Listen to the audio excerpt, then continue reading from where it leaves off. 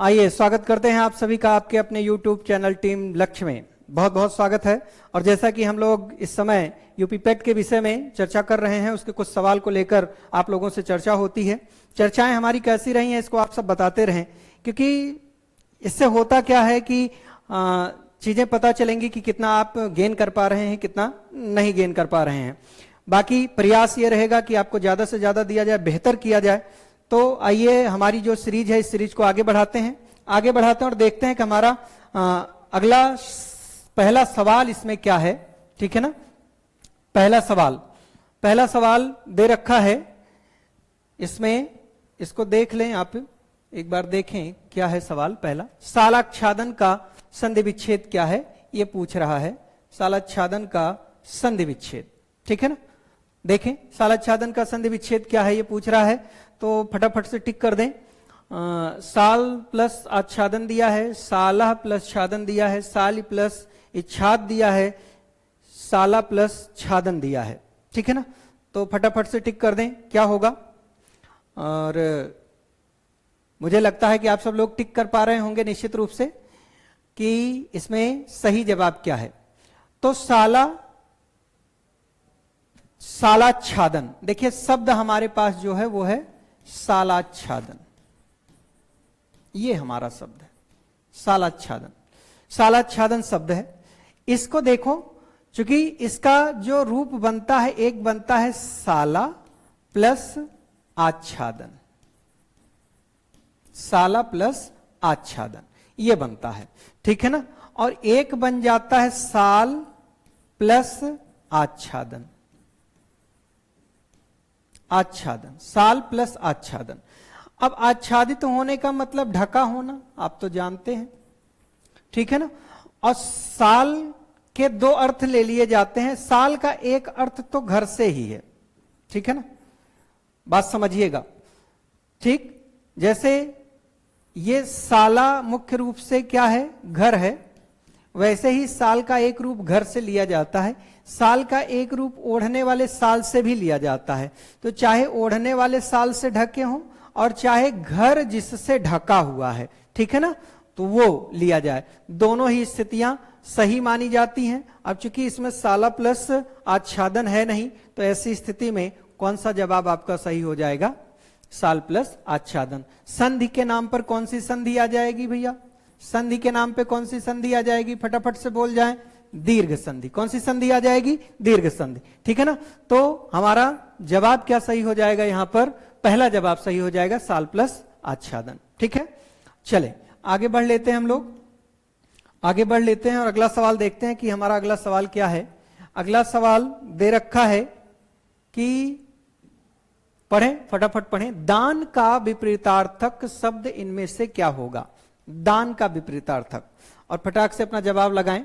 प्रदान दिया है, आदान दिया है, विदान दिया है, अगम दिया है। तो तुरंत अपना जवाब चयन कर दें, क्या होगा दान का विपरीतार्थक। तो मुझे लगता है कि जवाब चयन हो गया होगा। आप तो जानते हैं कि दान, ये दान जो है, दान देना क्रिया से ही संबंधित है, ठीक है ना। दान देना क्रिया से संबंधित है, मतलब कुछ वस्तु को क्या करना, देना। अब इसमें प्रदान और दान, इसमें प्रा उपसर्ग जुड़ गया है। ये दोनों शब्द बन जाते हैं क्या भैया, समानार्थी बन जाते हैं। क्या बन जाते हैं, समानार्थी बन जाते हैं। दान और प्रदान ये दोनों शब्द क्या बन जाते हैं, समानार्थी।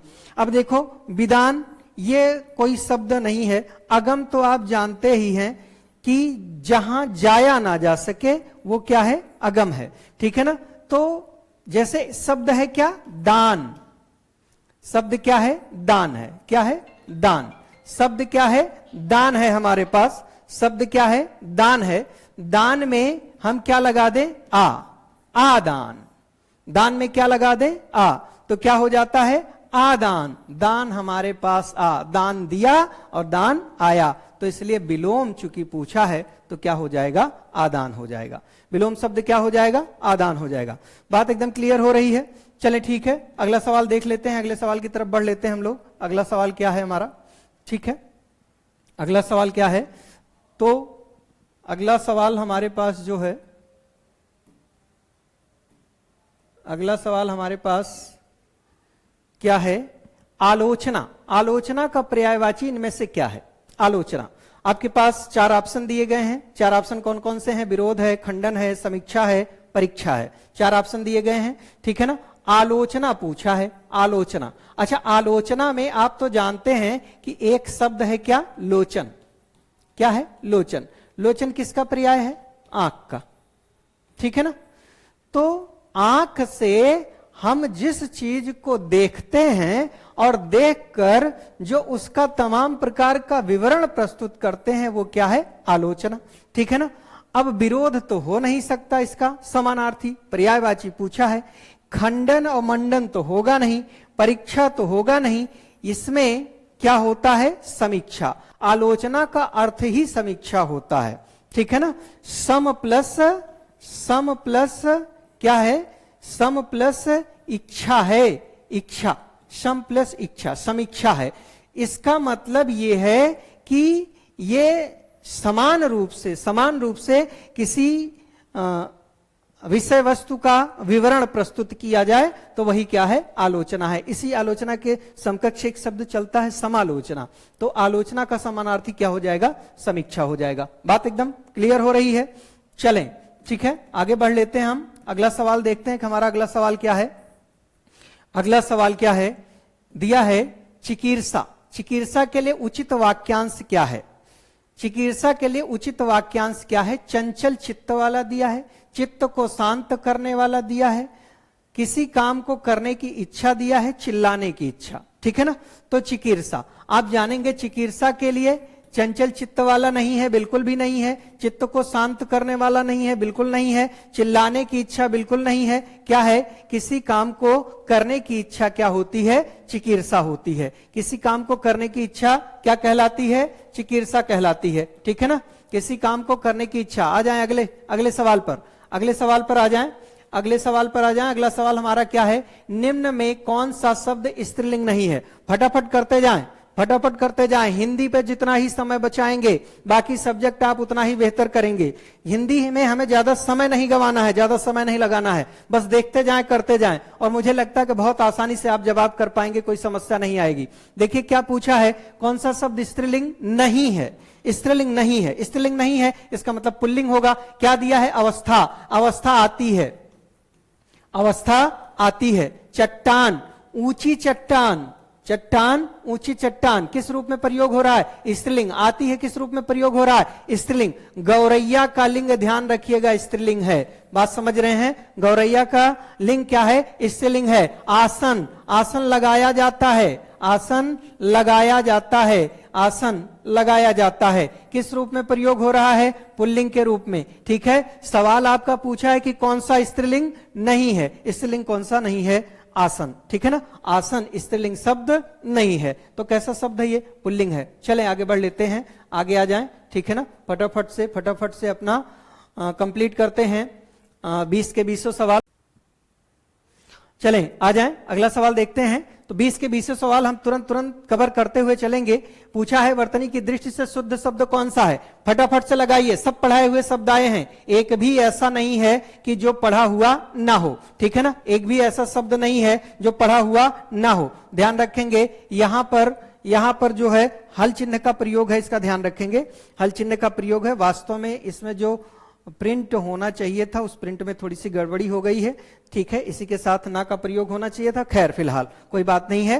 तो इस तरीके से ही लिखा हुआ है और सभी शब्दों पर चर्चा की गई है, ये आप लोग जानते हैं। अब आप बताओ मुझे कि लब्ध प्रतिष्ठित क्या शुद्ध है? इसकी वर्तनी शुद्ध है? बिल्कुल नहीं शुद्ध है भैया। कितनी बार आपको बताया गया कि शुद्ध शब्द क्या होता है? लब्ध प्रतिष्ठ होता है, लब्ध प्रतिष्ठ, ठीक है ना। विद्यार्थी गण क्या सही है? आपको बताया गया है कि जो गण जुड़ता है, शब्दों के साथ गण जुड़ता है। जैसे मंत्री शब्द है, मंत्री शब्द है, इसके साथ हमने क्या जोड़ दिया? गण। गण जोड़ दिया तो क्या बन जाता है? मंत्री गण बन जाता है। क्या बन जाता है? मंत्री गण। उसी तरीके से जब विद्यार्थी के साथ जोड़ते हैं तो क्या हो जाता है? विद्यार्थी गण हो जाता है। ये क्या बन जाता है? विद्यार्थी गण। तो शुद्ध रूप क्या हो जाएगा? विद्यार्थी गण होगा। इसका मतलब ये भी गलत है, ये भी गलत है। अच्छा, दिगंबर होता है, दिगंबर। दिगंबर, दिगंबर हम पुरुषों के लिए प्रयोग कर लेते हैं दिगंबर, तो स्त्रियों के लिए क्या कहेंगे? दिगंबरी कहेंगे क्या? दिगंबरी नहीं, दिगंबरी नहीं, इसका शुद्ध रूप क्या होता है भैया? दिगंबरा होता है, ध्यान रखिएगा, क्या होता है? दिगंबरा होता है। इसका मतलब अब एक ऑप्शन तो बचा आपके पास। तो जानवी आप जानते हैं, जानवी आप जानते हैं, जानू तनया जानते हैं आप, किसका समानार्थी है? ये गंगा का समानार्थी है, और ये बिल्कुल शुद्ध लिखा है, हाँ आधा ना पूरा, और वाप बड़ी की मात्रा मिलकर क्या बन जाएगा? जानवी बन जाएगा। ठीक है, तो कौन सा ऑप्शन आपका सही है? डी वाला, है ना? कौन सा ऑप्शन सही है? डी वाला। चलिए आगे बढ़ लेते हैं धनाधन से। अपनी ये सीरीज बहुत तेजी से, फास्ट एकदम, देखिए क्या कह रहा है, एकदम क्या कह रहा है कि निम्नलिखित में से शुद्ध वाक्य का चयन कीजिए। कौन सा वाक्य शुद्ध है उसका चयन करना है आपको। और एक बार आप देख लीजिए, ध्यान से देख लीजिए, आपको बताया गया है, सारी चीजें कराई गई हैं। एक मां की दृष्टि में उसका बालक ही सबसे सुंदरतम होता है। ठीक है ना? कुछ दिनों में आप द्वारा लगाया गया यह पौधा बड़ा विशाल वृक्ष बन जाएगा। प्रत्येक प्राणी को स्वयं आत्मनिर्भर होना चाहिए। इतने में हवा का हल्का सा झोंका आया। ठीक है ना? ये 4 वाक्य दिए हैं, पूछा है इनमें से कौन सा वाक्य शुद्ध है, इनमें से कौन सा वाक्य शुद्ध है। शुद्ध वाक्य आपको बताना है। तो देखो क्या कह रहा है, एक मां की दृष्टि में उसका बालक ही। पहली बात तो यहां एक नहीं रहेगा, यही एकदम अशुद्ध नजर आ रहा होगा। मां की दृष्टि में एक उसका बालक, ठीक है ना? इस तरीके से प्रयोग होता है। खैर, सबसे बड़ी अशुद्धि यहां नजर आ रही होगी आपको, सबसे भी है और सुंदरतम भी है। सबसे भी कौन सी अवस्था है? उत्तमावस्था। कौन सी है? उत्तमावस्था। और सुंदरतम भी कौन सी अवस्था है? उत्तमावस्था। अब 2 बार उत्तमावस्था का प्रयोग तो हम नहीं करेंगे, ठीक है ना? नहीं करेंगे। चाहे सिर्फ सुंदरतम लगा लो, चाहे सबसे सुंदर लगा लो, दोनों बातें नहीं हो सकती। इसका मतलब ही क्या है? अशुद्ध है। कह रहा है कुछ दिनों में आप द्वारा लगाया गया यह पौधा बड़ा विशाल वृक्ष बन जाएगा। बड़ा विशाल वृक्ष बन जाएगा। अब आप बताओ, बड़ा और विशाल ये दोनों समानार्थी हैं कि नहीं है? दोनों समानार्थी हैं। अब दोनों में से एक के पद को लाओ, दोनों को काहे लाना है?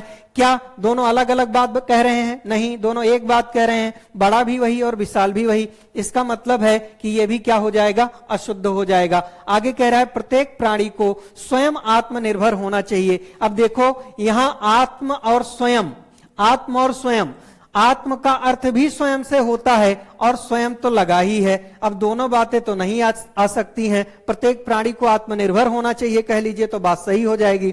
आगे कह रहा है, इसका मतलब ये भी आपका क्या हो जाएगा? गलत हो जाएगा। इतने में हवा का हल्का सा झोंका आया। ठीक है ना? इतने में हवा का हल्का सा झोंका आया, तो ये वाक्य आपका क्या है? शुद्ध है। ठीक है ना? ये वाक्य आपका शुद्ध है। तो निश्चित रूप से आपने लगाया होगा, कर लिया होगा इसे। ठीक है ना? आइए फटाफट आगे बढ़ जाते हैं और अपनी सीरीज में अगला सवाल देखते हैं कि क्या है। कह रहा है भारत भारती किसकी रचना है? एकदम हलवा सवाल आ गया है आप लोगों के लिए। भारत भारती किसकी रचना है? ठीक है ना? भारत भारती किसकी रचना है? तो निश्चित रूप से आप जान रहे होंगे, अयोध्या सिंह उपाध्याय की रचनाएं तो आपने पढ़ी है, कोनो दिक्कत नहीं है। अयोध्या सिंह उपाध्याय की रचना आप तो जानते हैं। अयोध्या सिंह उपाध्याय हरिऔध की एक रचना बड़ी मशहूर रही। कौन सी? प्रिय प्रवास। प्रिय प्रवास, जिसे खड़ी बोली हिंदी का पहला महाकाव्य भी कहा जाता है।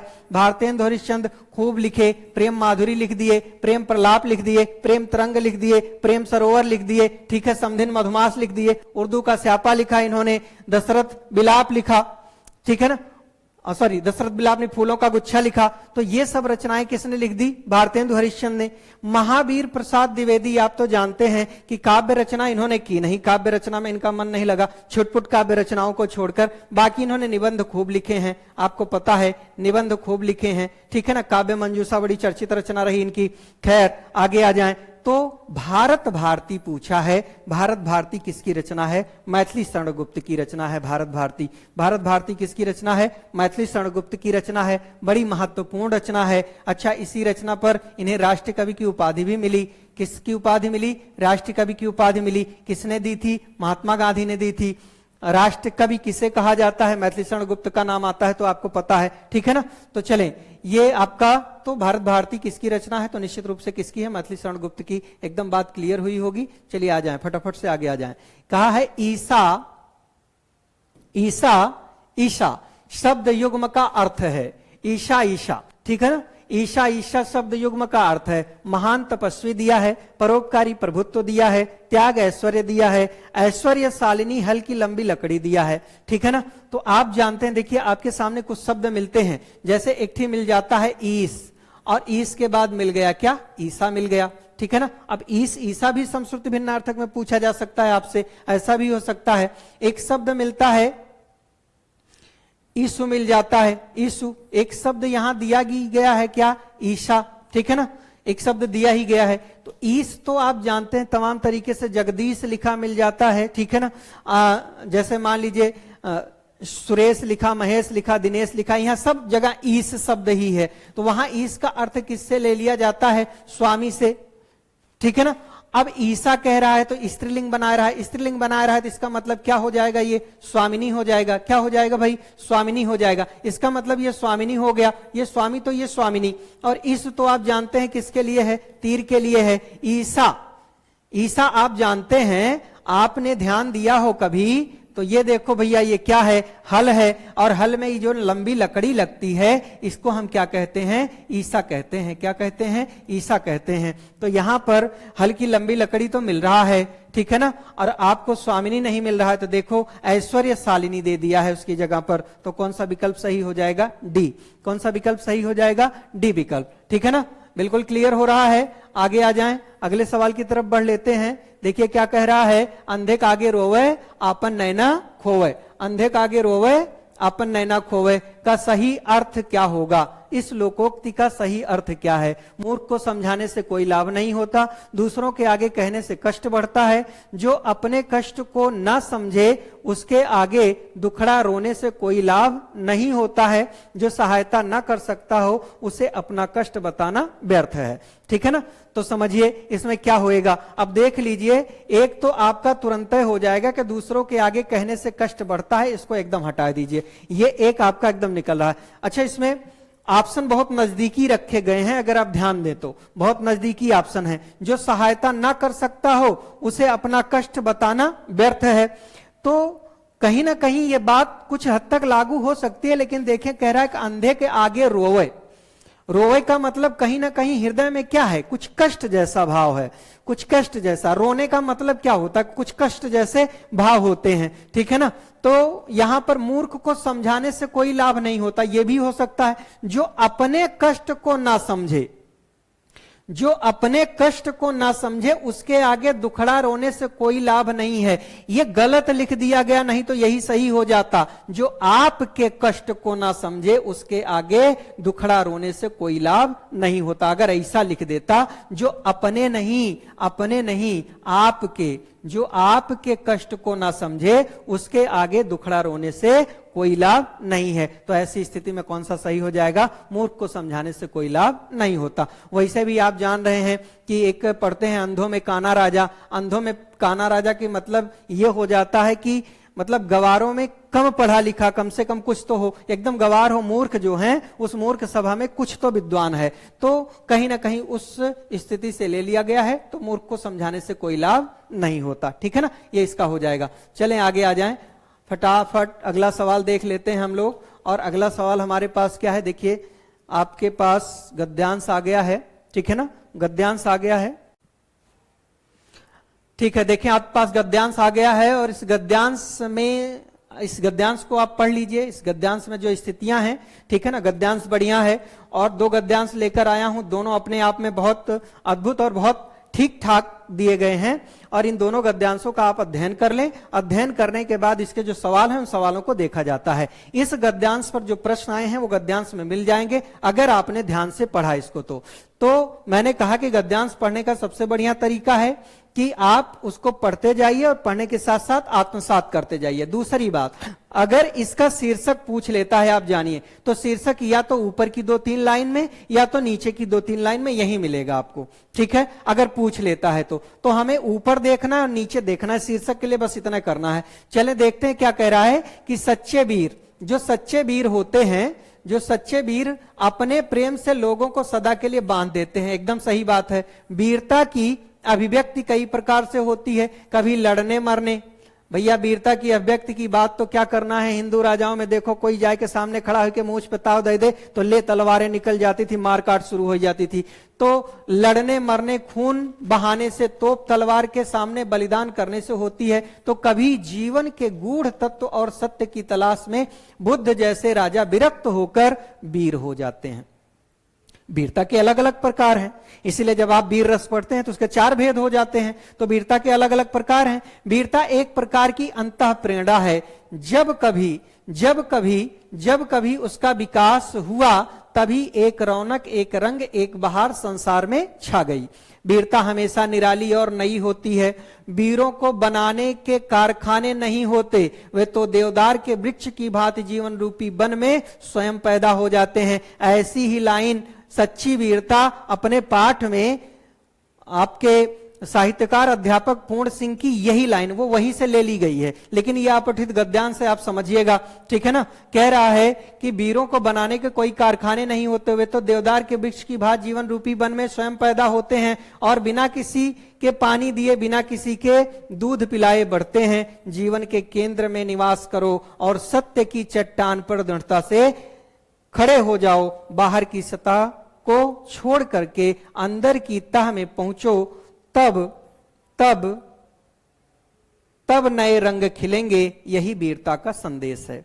तब नए रंग खिलेंगे, यही वीरता का क्या है, संदेश है। तो ये आपका पैराग्राफ है भैया, ये पैराग्राफ है। पैराग्राफ आपने पढ़ लिया होगा, कुछ बात समझ में आई होगी। अब समझ में आई तो चलो सवाल देखते हैं। मुझे लगता है कि आप आराम से जो है निकाल लेंगे। पहला सवाल वही पूछ ही लिया है कि इस गद्यांश के लिए शीर्षक क्या होगा। वीरता संस्मरण, सच्ची वीरता, वीरों का उत्पन्न होना, देवदार और वीर। देखो मैंने आपको बताया था कि जब भी आपको शीर्षक तलाश करना हो, सच्चे वीर अपने प्रेम से लोगों को सदा के लिए बांध देते हैं। वीरता की अभिव्यक्ति कई प्रकार से होती, कभी लड़ने मरने, खून बहाने, तोप तलवार के सामने बलिदान करने से होती है, तो कभी जीवन के गूढ़ तत्व और सत्य की तलाश में बुद्ध जैसे राजा विरक्त होकर वीर हो जाते हैं, ठीक है ना। तो देखो एकदम शुरू में लिख दिया है, क्या लिख दिया है, एकदम शुरू में ही लिख दिया है, क्या लिख दिया है, सच्चे वीर लिख दिया है ना, एकदम शुरुआत में सच्चे वीर। तो यहां से आप निकाल सकते हैं कि इसका जो वो होगा, इसका शीर्षक जो होगा वो क्या होगा, सच्ची वीरता हो जाएगा। तो शीर्षक इसका क्या होगा, सच्ची वीरता, ठीक है। क्या शीर्षक हो जाएगा, सच्ची वीरता। चलिए आगे बढ़ लेते हैं, अगले सवाल की तरफ बढ़ लेते हैं हम लोग, ठीक है ना। अगला सवाल हमारा क्या है, अगला सवाल हमारा क्या है, वीरता का संदेश क्या है। इसमें वीरता का संदेश क्या है, यह संकल्प की किसी भी हालात में युद्ध जीतना है, बुद्ध जैसे राजा की भांति विरक्त होना, वीरता का संदेश पूछा है, वीरता के रूप नहीं पूछा है, ध्यान रखिएगा। उद्देश्य के लिए सच्चाई पर चट्टान की तरह अटल रहना, हमेशा नया और निराला रहना, ठीक है ना। तो मुझे लगता है कि आप निष्कर्ष निकाल पा रहे होंगे, मुझे यहां बताने की जरूरत नहीं है, मुझे यहां बताने की जरूरत नहीं, निष्कर्ष निकल रहा होगा कि यह संकल्प की किसी भी हालत में युद्ध जीतना एकदम नहीं है, बुद्ध जैसे राजा की भांति विरक्त होना वीरता का संदेश नहीं है, ये वीरता का एक रूप है, ठीक है ना। और हमेशा नया और निराला रहना ये भी नहीं, उद्देश्य के लिए सच्चाई पर चट्टान की तरह अटल रहना। पैराग्राफ में ऐसा ही है, और पैराग्राफ में जैसा कहेगा हम वैसे वैसे बोलेंगे, ठीक है ना। पैराग्राफ में जैसा कहेगा हम वैसे वैसे बोलेंगे।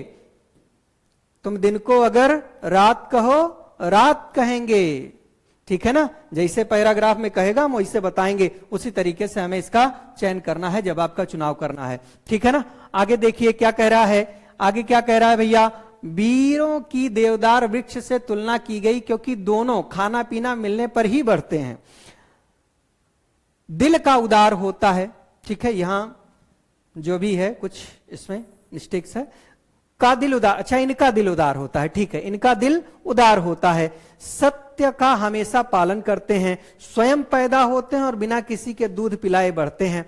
वीरों की देवदार वृक्ष से तुलना की गई है क्योंकि वे स्वयं पैदा होते हैं इस अरण्य में वो स्वयं पैदा होते हैं और बिना किसी के दूध पिलाए बढ़ते जाते हैं। चले आगे आ जाएं, अगला सवाल देखते हैं क्या है, कह रहा है कि निम्न में से कौन सा रूप वीरता का नहीं है, निम्न में से कौन सा रूप वीरता का नहीं है। तो भैया हमको लगता है कि आप एक चीज तो ये खूब अच्छी तरीके से जानते हो, दो ही चीज, एक थी कौन सा दानवीर, रसय में पढ़ते हो, एक थी कौन सा दानवीर और एक थी कौन सा युद्धवीर। ये दोनों तो वीरता के रूप हैं, लेकिन आप जानिएगा कि ये दोनों की बात आपके पैराग्राफ में की भी गई है। हम ये नहीं, यहां रस का आधार नहीं लेंगे, आधार हमारा क्या होगा, यहां पैराग्राफ होगा। एक बात एकदम निश्चित जान लो, ठीक है ना, हमारा जो आधार होगा वो होगा पैराग्राफ, जो हमारा पैराग्राफ दिया गया है। तो दान की भी बात की गई है, युद्ध की भी बात की गई है। अब बचा क्रोध और त्याग। अब वीरता के रूप में भैया क्रोध नहीं आता है, क्रोध वीरता में कहीं आता है क्या, त्याग आता है। इसका मतलब है कि कह रहा है कौन सा नहीं है, नहीं है तो क्या नहीं है, क्रोध नहीं है। बात समझ रहे हैं, क्रोध नहीं है। युद्धवीर, दयावीर, दानवीर, धर्मवीर, और धर्म जब की बात आती है तो वहां त्याग अपने आप आ जाता है, ठीक है ना। तो ये तीन जो हैं वो वीरता के रूप में मिलते हैं, यहां क्रोध रूप नहीं है, ध्यान रखेंगे, ठीक है। आ जाइए अगले सवाल पर बढ़ लेते हैं। इस पैराग्राफ का अंतिम सवाल, इस पैराग्राफ का अंतिम सवाल क्या है, वीरता का एक विशेष लक्षण है, वीरता का एक विशेष लक्षण है क्या, क्या करुणा है, क्या वीरता का लक्षण करुणा है, क्या करुणा करना क्या है, क्या वीरता हास्य से उत्पन्न करती है क्या, क्या वीरता किसी की नकल करती है क्या, वीरता में हमेशा क्या होता है, नयापन होता है, वीरता में हमेशा क्या होता है, नयापन होता है। ये आपके पैराग्राफ में पूरी तरीके से इस बात को विधिवत बताया गया है, आप एक बार देख लीजिए। आपने अगर पढ़कर आत्मसात किया होगा तो बिल्कुल एकदम समस्या नहीं आ रही होगी। चले आ जाएं, चले आ जाएं, अगले पे चलते हैं। देखिए ये अगले की अगर हम बात करें, अगले की अगर हम बात करें तो ये पैराग्राफ में आने वाले सवाल जो है, वो जो सवाल पूछे गए आपसे वो पैराग्राफ में सीधे सीधे मिलने नहीं है भैया, पहली बात तो ये जान लीजिए। कभी कभी ऐसे पैराग्राफ बन जाते हैं, कभी कभी ऐसे पैराग्राफ बन जाते हैं कि आप पढ़िए, पता चला कि पैराग्राफ कहीं दूसरी तरफ जाकर बैठा है, प्रश्न कहीं दूसरी तरफ जाकर बैठा है, और हम बीच में बैठे हैं। अब समझ नहीं पा रहा है किधर जाएं किधर जाएं। चलो किधर किधर जाएं उसको देखा जाएगा कि मान लीजिए इस तरीके के पैराग्राफ अगर आपको मिल जाएं तो किस तरीके से उसका उत्तर आप करेंगे, करने का प्रयास करेंगे। तो चले यहां बात कर लेते कि सामान्यतः दुष्टों की वंदना में या तो भय रहता है या व्यंग, यानी या तो दुष्ट की वंदना करेंगे, कोई दुष्ट प्रवृत्ति का व्यक्ति है, उसके आगे हाथ जोड़कर खड़े होंगे तो क्या है, या तो उससे बहुत डरते हैं तो हाथ जोड़ के खड़े हो जाएंगे, या तो व्यंग, व्यंग करने का मतलब है कि पता चला आई गयो लल्ला, आई गयो, अरे बहुत थका मांदा हो वो, तो व्यंग है, ठीक है ना, ये व्यंग है। परंतु जहां हम हानि होने के पहले ही हानि के कारण की वंदना करने लगते हैं, हानि नहीं हुई इससे पहले ही हमने वंदना शुरू कर दी, वहां हमारी वंदना के मूल में भय नहीं बल्कि उसकी अस्थाई दशा की आशंका होती है कि कहीं ऐसा ना हो कि आय के पटक मारे, ठीक है ना, कहीं ऐसा ना हो कि आय के पटक मारे, इसलिए पहले से वंदना वंदना कर लो। अच्छा एक चीज और जान लो, जैसे जैसे आपके यहाँ कोनो उत्सव आयोजन होता है, उत्सव आयोजन होता है तो घर के लोग आजकल का जो व्यवहार है कि खाना बहरे निकाल देते हैं, ले जाके भूत प्रेत और फलाना ढिमका खिलाते हैं। अच्छा इसके अलावा भी लोग क्या करते हैं ना कि पहले ही पूजा पाठ कर लेते हैं कि हे महाराज एकदम हमें कोनो विघ्न बाधा न डालो, जितनी विघ्न बाधा होती है उससे जान बचाने के लिए पहले से ही दुष्टों की वंदना कर लेते हैं कि लिया तू ले लिया, तू ले लिया, तू ले लिया। जब ये सब खत्म हो जाए तब आया, वही बात यहां पर कही गई है। इस वंदना में दुष्टों को थपकी देकर सुलाने की चाल है, मतलब कैसो वहीं तक इन्हें कहा कि है रहा, शांत की है रहा, कैसो इनका शांत की है रहा, तो थपकी देकर सुलाने की चाल है कि जब तक हमारा काम हो नहीं जाता तब तक इकाव रहें, शांत रहें, जिससे विघ्न बाधाओं में जान बच सके, जिससे किसी प्रकार की बाधा ना आए। आशंका से उत्पन्न यह नम्रता गोस्वामी जी को आश्रय से आलंबन बना देती है। आप गोस्वामी जी ने रामचरितमानस लिखा, रामचरितमानस में उन्होंने दुष्ट वंदना भी की है, ये आप जानिएगा, उन्होंने इसके साथ साथ दुष्ट वंदना भी की है भैया। तो दुष्ट वंदना, वही दुष्ट वंदना को यहां पर इंगित किया गया है। जब स्फुट अंशों के संचारी भाव तथा अनुभवों को छोड़कर वंदना के पीछे निहित भावना की दृष्टि से देखते हैं तो वह आश्रय से संक्रमित आलंबन का उदाहरण बन जाती है। ठीक है ना, वही सहारा बन जाती है। संतों देवताओं तथा राम की वंदना पर्याप्त नहीं है, संतों देवताओं तथा राम की वंदना पर्याप्त नहीं है, इसलिए दुष्टों की भी वंदना की जाती है। इससे दुष्टों के महत्व की भाइक सृष्टि होती है, यानी भय के द्वारा उत्पन्न होने वाली, और वह उन्हें और भी उपहास से बना देती है, यानी मजाक का विषय बना देती है। ठीक है ना, जो डर की सृष्टि होती है भैया वो और भी उपहास से बना देती है उसको। ठीक है ना, तो ये आपका है, पढ़ लिए होंगे, मुझे लगता है कि मैंने हर बात को बताने का प्रयास किया है इससे। ठीक है ना, इससे हर बात को व्यक्त करने का प्रयास किया है। तो अब जितने भी ग्रह नक्षत्र और दुष्ट लोग थे सबको आपने शांत कर दिया है। जब सबको शांत कर दिया है तो जान लो अब सवाल में अशांति नहीं आएगी। ठीक है ना, तो चलो आ जाओ, देख लेते हैं हम लोग कि क्या है सवाल हमारे, क्या है इस पर। कह रहा है कि दुष्ट की पीछे की वंदना का उद्देश्य क्या है। भैया दुष्ट की वंदना के पीछे का उद्देश्य क्या है, दुष्ट की वंदना के पीछे का उद्देश्य क्या है। देखो यहां क्या कह रहा है, सामान्यतः दुष्टों की वंदना में या तो भय रहता है और या तो क्या रहता है, व्यंग। परंतु जब हम हानि होने से पहले ही हानि के कारणों की वंदना करने लगते हैं तो वहां हमारी वंदना के मूल में भय नहीं बल्कि उसकी अस्थायी दशा की आशंका होती है। इस वंदना में दुष्टों को थपकी देकर सुलाने की चाल है। ठीक है ना, यही बात यहां पर व्यक्त कर रहा है, यही बात यहां पर व्यक्त कर रहा है। अब सवाल देखिए, सवाल में कह रहा है कि दुष्ट की वंदना के पीछे का उद्देश्य क्या है। आप देखो, दुष्टों को लज्जित करना। अच्छा, बात की गई है कि भैया या तो हम डर के मारे दुष्ट की वंदना करते हैं और या तो व्यंग करते हैं। व्यंग करने का मतलब ही लज्जित करना है। और कह रहा है कि दुष्टों को थपकी देकर सुलाना, दुष्टों से अपना बचाव करना, दुष्टों का सहयोग प्राप्त करना। ठीक है ना, इतनी बात कहा है। तो दुष्टों का सहयोग प्राप्त नहीं करना है, ये चाहना है कि ये दुष्ट जब तक हमारा काम पूरा नहीं हो जाता हमारे पास आइबे ना करें। तो यहां दुष्टों को थपकी देकर सुलाने की बात स्पष्ट रूप से कही गई। अच्छा, इसकी भी बात कही गई है, लेकिन कह रहा है कि वंदना के पीछे का मुख्य उद्देश्य क्या है। मुख्य उद्देश्य यही है कि जितने भी दुष्ट हैं ये जब तक हमारा काम पूरा नहीं हो जाता ये चुपचाप शांत बैठे रहें, यही हमारा क्या है, मुख्य उद्देश्य है। तो हमें लगता है कि ये सवाल समझ में आया। पैराग्राफ से सवाल था, पैराग्राफ से सवाल था, अगर ध्यान से पढ़े होंगे तो एकदम क्लियर हो गया होगा। चलें आगे आ जाएं, आगे आ जाएं, आगे आ जाएं, अगले सवाल पर बात करते हैं। यह लो, यह आ गया, एक पैराग्राफ से कोनो लेने देना नहीं है। अब बताओ, कह रहा है रामचरितमानस एक भक्ति काव्य है, इसमें दुष्ट वंदना का रहस्य है। और जान लीजिए, पीछे की परीक्षा में आया हुआ पैराग्राफ है ये, यह पैराग्राफ पूछा गया है। और यकीन मानिए कि आपका जो यहां पर गद्यांश आया है उस गद्यांश से इस सवाल का कोनो लेना देना नहीं है। देखिए, रामचरितमानस एक भक्ति काव्य है, बिल्कुल, इसमें दुष्ट वंदना का रहस्य है। क्या रहस्य है? तुलसी का व्यापक दृष्टि नहीं दृष्टिकोण, तुलसी का व्यापक दृष्टि नहीं दृष्टिकोण, तुलसी का व्यापक दृष्टिकोण, तुलसी का सभी को राममय देखना, तुलसी की उदारता, तुलसी का शील सौजन्य। ठीक है ना।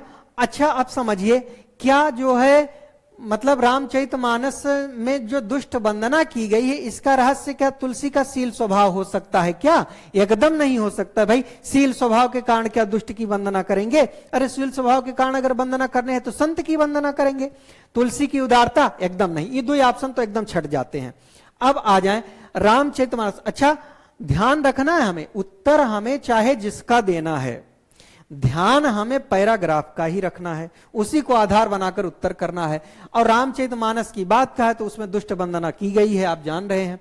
इसमें दुष्ट वंदना का रहस्य क्या है? तुलसी का व्यापक दृष्टिकोण। अगर इनका दृष्टिकोण बहुत व्यापक होता, मान लीजिए बहुत व्यापक दृष्टिकोण रखते, तो सभी दुष्टों की स्थितियों को वो समझ जाते, किस दुष्ट की कैसी वंदना करने पर वो शांत हो जाता, यही बात बता देते, तो फिर एक साथ सबकी वंदना करने की आवश्यकता नहीं रह जाती। नहीं नहीं, ये भी बिल्कुल नहीं होगा। तो तुलसी का सभी को राममय देखना, वो सबको चाहते थे कि सब क्या हो जाएं, राममय हो जाएं, राम की भक्ति में क्या हो जाएं, लीन हो जाएं। ये जोन भूत प्रेत उल्टा सीधा है, इन्हों सब राम की भक्ति में चले जाएं और उतनी देर के लिए एकदम से का हो जाएं, शांत हो जाएं। ठीक है ना। चलें आगे आ जाएं। आगे अगला सवाल देख लेते हैं। अगला सवाल हमारे पास क्या है? अगला सवाल है हमारे पास कि कि इस गद्यांश का सार्थक शीर्षक हो सकता है। इस गद्यांश का सार्थक शीर्षक क्या हो सकता है? तुलसी की वंदना, तुलसी की उदारता, तुलसी का मानवीय दृष्टिकोण, उपर्युक्त सभी। ठीक है ना। तो तुलसी की वंदना तो एकदम नहीं हो सकता, क्योंकि तुलसी की वंदना तो यहां बताया नहीं गया, यहां बताया गया दुष्ट की वंदना।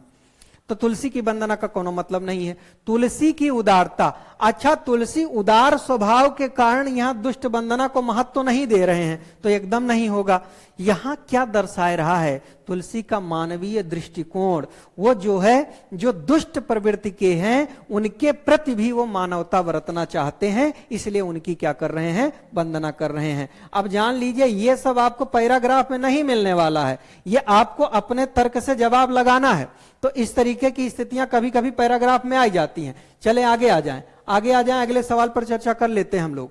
देवताओं, महापुरुषों, सज्जनों के साथ दुष्टों की वंदना इसलिए सार्थक कही जाएगी कि महाकवि तुलसीदास संत कवि थे, उदार चेता थे, हित अनहित अपने पराये की भावना से ऊपर उठ चुके थे, निर्भरता चाहते थे। ठीक है ना। क्या चाहते थे? निर्भरता। अच्छा, देवताओं की महापुरुषों की सज्जनों की, उसके बाद दुष्टों की भी वंदना इन्होंने की। ठीक है। तो ये दुष्ट वंदना सार्थक क्यों है इनकी? ये बात कहा है कि महाकवि तुलसीदास क्या थे?